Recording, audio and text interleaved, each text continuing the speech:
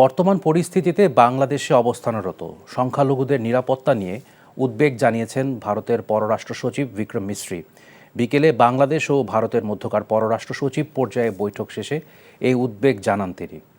তবে আলোচনার মাধ্যমে দ্রুত সময়ের মধ্যে বাংলাদেশ এসব বিষয় সমাধান করবে বলে আশা প্রকাশ করেন ভারতের পররাষ্ট্র সচিব। বলেন, পূর্বে বাংলাদেশের সাথে যেমন সম্পর্ক ছিল, সামনের দিনেও অন্তর্বর্তীকালীন সরকারের সাথে একইভাবে কাজ করতে চায় Bharat.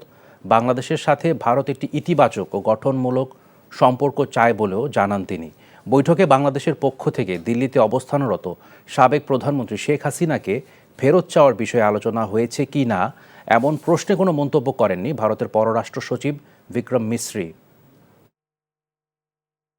I emphasized that India desires a positive, constructive and mutually beneficial relationship with Bangladesh.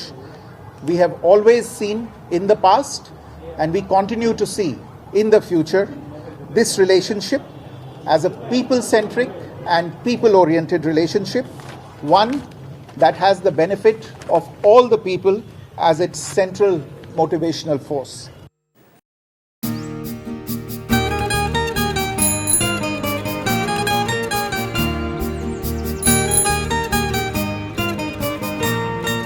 শুনেন, পুরুষ মানুষ তো এভাবে ভয় পেলে চলে না, মুখে সাহস রাখতে হয়। যা বলবেন সোজা সাপটা বলবেন।